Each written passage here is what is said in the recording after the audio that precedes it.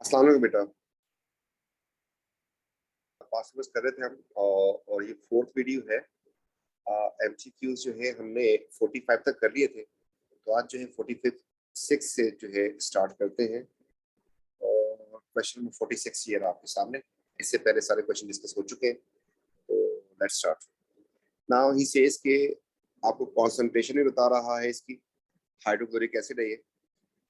इसको इसने ऐड किया है 20 centimetre cube 2 molar sodium hydroxide में। देखिए हमारे पास दो कॉन्सेंट्रेशन आ रही हैं और दो डिफरेंट रिएजेंट्स हैं, तो हमारे पास इक्वेशन चाहिए हमें। तो इक्वेशन जो है HCl और सोडियम हाइड्रोक्साइड अगर रिएक्शन करेंगे तो रेशियो इनका 1:1 का होगा। तो ये चीज जो है हमें चाहिए थी। इन दोनों की रेशियो 1:1 की है। उसकी वजह एक H इसके पास, इसके पास एक OH है ना। इसका CV अपॉन N आपने इसके नीचे लिखना है, इसका CV अपॉन N आपने इसके नीचे लिखना है। इसके बाद जो है इनकी वैल्यूज हम प्लग इन कर देंगे कॉन्सेंट्रेशन और वॉल्यूम की, तो फिर काफी काम आसान हो जाएगा। तो HCl की कॉन्सेंट्रेशन बता रहा है 0.5 सेट हो गया। इसका वॉल्यूम हमें नहीं पता कितना चाहिए होगा। इसके मोल्स जो है इक्वेशन से आएंगे जो कि 1 है। दूसरे वाले की कॉन्सेंट्रेशन जो है वो है 2। उसका वॉल्यूम जो है दैट इज 20 सेंटीमीटर क्यूब। और इसके मोल्स जो है, इसके मोल्स भी 1 है, तो हमने लिख दिया। स्पेस के ऊपर हमारे पास जो आंसर बनता है इसका कि कितना वॉल्यूम इसका चाहिए होगा, तो इसका वॉल्यूम हमें चाहिए होगा HCl का that is 2 into 20 and divide by 0.5, तो आंसर आ रहा है इसका 80। तो V जो है 80 सेंटीमीटर क्यूब आपको चाहिए। एक चीज आपको बार बार बता रहे हैं कि यहाँ पर अगर मैंने सेंटीमीटर क्यूब को डेसीमीटर क्यूब में कन्वर्ट नहीं किया तो मेरा आंसर भी सेंटीमीटर क्यूब में आ गया। लेकिन यहाँ पर इस क्वेश्चन में 80 जो है आपको यहाँ पे नजर नहीं आ रहा। उसकी वजह क्वेश्चन उसने ये किया है, if you read the question ही कि total volume in centimetre cube of the mixture in the flask. देखिए पहले क्या था, पहले आपके पास उस फ्लास्क के अंदर जस्ट इसका 20 सेंटीमीटर क्यूब था और उसके बाद जो है आपको 80 इसमें ऐड करना था, तो टोटल वॉल्यूम जो है आपका पास हो जाएगा 100 सेंटीमीटर क्यूब। तो ये इसका आंसर हो गया डी। नेक्स्ट क्वेश्चन 47 क्वेश्चन में ये आपसे कह रहा है कि what is the maximum number of nitric acid, ये रहा nitric acid, form from 1 mole of nitrogen monoxide ये रही। अब ये अगेन वही क्वेश्चन आया आपके पास जो पहले, इससे पहले भी आपके पास आया था। मैंने कहा कि एक जिसके बारे में बताया है वो अलग इक्वेशन में है और जिसके बारे में पूछा है वो अलग इक्वेशन में है, तो इसको तो सॉल्व नहीं कर सकते। इसको इस तरीके से सॉल्व करने में टाइम लग जाएगा और गलती भी हो सकती है। तो आप क्या करेंगे, इन दोनों इक्वेशन को मिला के एक इक्वेशन बनाएंगे। इसका रास्ता क्या बताया था आपको कि जो पहले रिएक्शन का प्रोडक्ट होगा वो दूसरे का रिएक्टेंट होगा लाजमी। मतलब ये प्रोसेस होता है, ये स्टेज 1 थी आपके पास, इसमें ये बना, उसके बाद उसने फर्दर रिएक्शन किया और ये बना, तो आपके पास पहले का जो प्रोडक्ट है दूसरे का रिएक्टेंट होगा and it need to be cancel out. अभी तो कैंसिल आउट नहीं हो सकते, 2 इसमें है 4 इसमें है। तो अगर कैंसिल आउट करना है और लाजमी करना है आपको, तो इसलिए जो है आपने क्या करना है कि इसको पहले वाली इक्वेशन को 2 से मल्टीप्लाई करना पड़ेगा आपको। जब 2 से मल्टीप्लाई कर देंगे तो ये बन जाएंगे 4, ये बन जाएंगे 2 और ये भी बन जाएंगे 4। और इसको मल्टीप्लाई करने की जरूरत नहीं है। अब अगर मैं इसको ऐड करूं तो ऐड करने पे मेरे पास ये कैंसिलेशन हो रही है इसकी। अब आप देखें कि रिएक्टेंट साइड पे आपके पास क्या क्या चीज बच गई है। रिएक्टेंट साइड पे आपके पास ये चीजें बच गई हैं जिसको मैं लिखने जा रहा हूँ कि 4NO प्लस ऑक्सीजन की काउंटिंग करें तो 2 ये रहा और एक ये रहा, तो 3 ऑक्सीजन हो गए यहाँ पर, 3O2 एंड 2 पानी है रिएक्टेंट साइड पे। और इस तरीके से अगर प्रोडक्ट साइड पे देखें आप लोग तो आपको प्रोडक्ट साइड पे नजर आएगा कि क्या क्या चीज है। वो तो कैंसिल हो गया, सिर्फ यहाँ पर आ जाएगा 4HNO3, ये हो गया आपके पास। अब आपके पास क्वेश्चन ये था, इसके बारे में पूछा था तो क्वेश्चन मार्क हो गया, इसके बारे में बताया था टिक कर दिया इसको मैंने। अब दोनों के बारे में मोल्स और मोल पे बात हो रही है, इसके भी आपको मोल्स लिखने हैं मोल, और इसके भी आपको मोल लिखना है। तो ये आपके पास क्वेश्चन आया था, वो कह रहा है कि 1 मोल अगर इसका लिया जाए इसके कितने मोल्स बनेंगे, जबकि ऊपर वाली लाइन आपको इक्वेशन से फिल करनी थी, इसके 4 मोल्स हैं जबकि इसके भी 4 मोल्स हैं। तो 4 से अगर 4 बनते हैं 1 से 1 बनेगा, कहानी खत्म। B is the correct answer. Question number 48. A sample of nitrogen fertilizer formed from ammonium sulfate salt added ammonium dissolved in water, tested it contains this much dissolved nitrogen and pH इतनी है. Calcium hydroxide उसने add कर दिया. जब calcium hydroxide add कर देगा, अच्छा ये किस चीज की परसेंटेज है? नाइट्रोजन की. नाइट्रोजन किस फॉर्म में था सॉइल के अंदर? तो ये थोड़ा सा आपको हमने बॉन्डिंग नेस बेस में भी क्वेश्चन करवाया था. ये क्वेश्चन बहुत फ्रीक्वेंटली पूछा जाता है कि कैल्शियम ऑक्साइड जो है या कैल्शियम हाइड्रोक्साइड को यूज करते हैं to reduce acidity of soil. ये इसका कमर्शियल चीज है बहुत बड़ा. और फर्टिलाइजर को यूज करते हैं अमोनियम सॉल्ट वगैरह जो होते हैं, इनको हम to increase the growth of plants. इसके लिए दोनों को एक साथ नहीं ऐड करना चाहिए. वजह क्योंकि अमोनियम जो है सॉल्ट रिएक्ट कर जाता है किसके साथ? बेस के साथ, और अमोनिया गैस लिबरेट हो जाएगी. इसलिए अब आपके पास अगर उसने कहा कि मैंने कैल्शियम हाइड्रोक्साइड ऐड कर दिया और वाटर में, और फिर नाइट्रोजन एंड पीएच जो है उस पर क्या फर्क आएगा? देखिए कैल्शियम हाइड्रोक्साइड जब ऐड करेंगे ये खुद एक बेस है. जब बेस है तो उसकी पीएच जो है वो इंक्रीज कर जाएगी. अगर एक्सेस में ऐड की है. अच्छा, अब हमारे पास इसकी पीएच जो है वो इंक्रीज कर जाएगी, ये हो जाएगी. और दूसरी बात हमारे पास पीएच और कौन सी थी? 4.6 से 4.4.4. और तो कोई ऑप्शन नहीं बचा. चलो पीएच से खत्म हो गया मसला. दूसरी बात, इस सॉइल में जो अमोनिया था, अमोनियम आयन की फॉर्म में एग्जिस्ट कर रहा था नाइट्रोजन, लेट्स से इसकी 15.3% थी. जैसे ही आपने इसमें OH ऐड किया, इसमें से कुछ रिएक्शन कर जाएगा इसके साथ और इसमें से अमोनिया निकल जाएगी. जब अमोनिया इसमें से लिबरेट हो जाएगी तो इसकी परसेंटेज भी ड्रॉप हो जाएगी, इंक्रीज कर जाएगी. तो उसकी परसेंटेज जो है इससे 15 से कम होनी चाहिए. 15 से कम में आपके पास ये दो आ रही है, तो इसमें से आपके पास आंसर बन जाएगा B. An alcohol 60% carbon by mass. What is the formula? 49 में तो 60% का. तो इसमें या तो हम ट्रायल पे चले जाए या फिर हम दूसरे तरीके से कर लें. इस अल्कोहल का जनरल फार्मूला की बात करें तो ऑर्गेनिक अभी फिलहाल जो है कुछ बच्चों ने नहीं पढ़ी होगी, और इसलिए जो है, और ये टॉपिक जो है ऑर्गेनिक से बहुत पहले है, इसलिए हम इसको ऐसा कर देते हैं कि ट्रायल पे चले जाते हैं. पहले वाले का जो फार्मूला बन रहा है दैट इज CH4O. तो हमने लिखा CnH&O. तो इसका जो हिसाब किताब है, हमें परसेंटेज निकालनी है. परसेंटेज का जो फार्मूला है हमारे पास वो है AR into number of atoms into 100, divide by MR into 100 से हमारे पास परसेंटेज आ जाएगी. तो पहले वाले में हमने निकाली कार्बन की परसेंटेज. तो कार्बन जो है हमारे पास 1 है, MR इसका ये होता है. इसका निकालने तो हमारे पास बन जाएगा 15 एंड 17 मतलब 32 इसका MR बन रहा है. इसका बन रहा है 46 में 14 ऐड कर दे तो 60 बन जाएगा. यस 14 ऐड करके, और इस तरीके से इसमें कर दे तो 74. ठीक है, CH4 का ये सबके MR हमने निकाल दिए, और फिर जो है इसको सॉल्व कर लेते हैं. सॉल्व करते हैं तो पहले वाले में जो हमारे पास परसेंटेज आ रही है इंटू 100 करते हैं तो देख लेते हैं कि क्या आ रही है. तो ये है 12 डिवाइड बाय 32 इंटू 100. तो ये 37% आ रही है, 37.5 लिमिट. दूसरे वाले में हमारे पास 2 कार्बन हो गए, तो 2 कार्बन की वजह से मास हो जाएगा 24/46 इंटू 100. इसको सॉल्व करते हैं.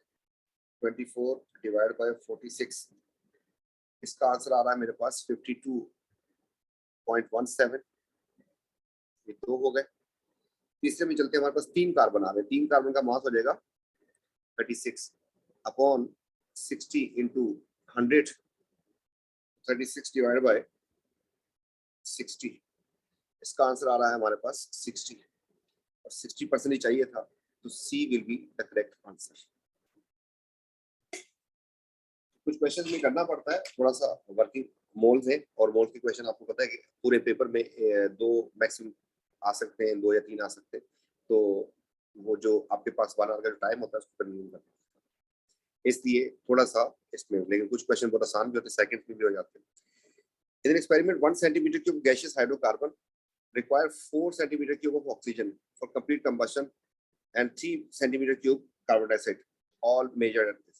अच्छा, अब ये जो है ठीक है जा रहा है ऑर्गेनिक की तरफ, लेकिन आपको ये बात तो पता ही है अगर ऑर्गेनिक नहीं पढ़ा कि सेंटीमीटर क्यूब का जो रेशियो है, वॉल्यूम का जो रेशियो है, वही उसका रेशियो होता है मोल्स का। तो आप क्या करें, आप चुपचाप लिखते हैं फिर कि C और H, इसका आपने 1 मोल लिया था, वो बता रहा है 1 सेंटीमीटर क्यूब। उसके लिए आपने ऑक्सीजन कितने यूज किए, 4 ऑक्सीजन यूज किए। ऑक्सीजन का मतलब O2 होता है। उससे आपके पास बन गए 3 CO2 बन गए। ठीक, ये उसने बोल दिया। अब इसको साथ क्या बनेगा उसको देख लेते हैं। अच्छा, अब इसमें अगर गौर से देखें तो आपके पास अगर बैलेंसिंग करते हैं तो ये 3 कार्बन कहाँ से आए, ये तो यहीं से आए ना, तो C3 तो हो गया ये। अब ऑक्सीजन की बात करते हैं तो देखें जब ये कंबशन होती है इसमें बनता क्या है, रिस्पेक्टिव ऑक्साइड बनते हैं। तो पहली बात ये कि कार्बन डाइऑक्साइड कार्बन डाइऑक्साइड बन गया और हाइड्रोजन ऑक्साइड क्या बन जाएगा, वाटर बन जाएगा, तो H2O भी बनेगा साथ। अब इसमें आपके पास 3 कार्बन डाइऑक्साइड बने हैं तो इसका मतलब C तो 3 हो गया। H की बात करते हैं तो उसका मसला नहीं है अभी। ऑक्सीजन के एटम यहाँ पर हो गए मेरे पास 6 और यहाँ पर कितने हैं 8। अगर ये 8 है और 6 तो इसका मतलब यहाँ पर क्या नंबर होना चाहिए कि 8 हो जाए, दोनों तरफ बराबर हो जाए, इसका नंबर 2 होना चाहिए। तो वो करने के लिए आपको ये 2 करना। तो आपके पास ऑक्सीजन के 2 एटम हो गए यहाँ पर। तो हाइड्रोजन के एटम कितने हो गए यहाँ पर देखें 4, इसलिए आपके पास यहाँ पर नंबर आ जाएगा 4, तो H हो जाएगा 4, C3H4 इज आंसर। ठीक है, तो इसके बाद जो है ये कब अगर अभी आप लोगों को इसमें मसला है तो ऑर्गेनिक में काफी आसान हो जाते हैं। आप बच्चा देख के बता सकता है कि एक जितने कार्बन होते हैं उतनी कार्बन डाइऑक्साइड, इसमें 2 कार्बन डाइऑक्साइड बनेगी और इसका हाफ वाटर बनेगा, मतलब 1 वाटर बनेगा, 2 कार्बन डाइऑक्साइड। सिमिलरली बच्चा इसको देख के बता सकता है कि इसमें 2 कार्बन डाइऑक्साइड बनेगी और 2 पानी बनेंगे, क्योंकि इसमें जो है जितने कार्बन होते हैं उतनी कार्बन डाइऑक्साइड बन जाती है, जितने हाइड्रोजन उसका हाफ वाटर बन जाता है। सिमिलरली इसकी बात करें तो 3 कार्बन डाइऑक्साइड बनेगी और इसमें 4 पानी बन जाएंगे। तो बच्चा देख के वैसे ही बता देता है, ऑर्गेनिक जब पढ़ लेता है। ठीक है, क्वेश्चन नंबर 51, ये कॉन्सेंट्रेशन से रिलेटेड क्वेश्चन है और इसमें कह रहा है कि इसने इतने ग्राम सोडियम हाइड्रोक्साइड के लिए इतने वॉल्यूम में डिसॉल्व कर दिए, कॉन्सेंट्रेशन पूछ रहा है और कॉन्सेंट्रेशन का जो यूनिट दिया इसने वो मोल पर डेसीमीटर क्यूब है। हमने फार्मूला लिखा N/V होता है, तो इसको जरा साइड पे कर देते हैं। आपको दिया उसने ग्राम, ग्राम को आप उसके एमआर से डिवाइड करते हैं तो सोडियम हाइड्रोक्साइड का जो एमआर बन जाएगा तो 23 ये है, फिर 16 है और फिर 1 है, ये मिला के बन गया 40। 40 से डिवाइड कर देंगे इसको तो आपके पास इसके मोल्स आ जाएंगे। तो 1/40 का आंसर बन गया हमारे पास 1/40, द आंसर इज 0.025। ठीक है जी, ये हमारे पास मोल्स आ गए। इसमें वॉल्यूम की बात करते हैं तो वॉल्यूम हमारे पास इसको 1000 से डिवाइड करेंगे तो डेसीमीटर क्यूब बन जाएगा, तो 250 डिवाइड बाय 1000, इसका आंसर आ गया 0.25। तो 0.025 divide by answer 0.1 is the concentration, 0.1 B is the correct answer. Next question, 1 volume मतलब 1 mole of X combined with equal volume मतलब 1 mole के साथ of hydrogen to form 2 moles of, तो हमने लिखा इसका 1 मोल, हाइड्रोजन का भी 1 मोल, हाइड्रोजन का मतलब एक H2 होता है और उसके 2 मोल्स बनने चाहिए। अच्छा, ये लिखा है इसने कि 2 मोल्स इसके बनने चाहिए 2 वॉल्यूम, तो हमने X भी लिख दिया और H भी लिख दिया।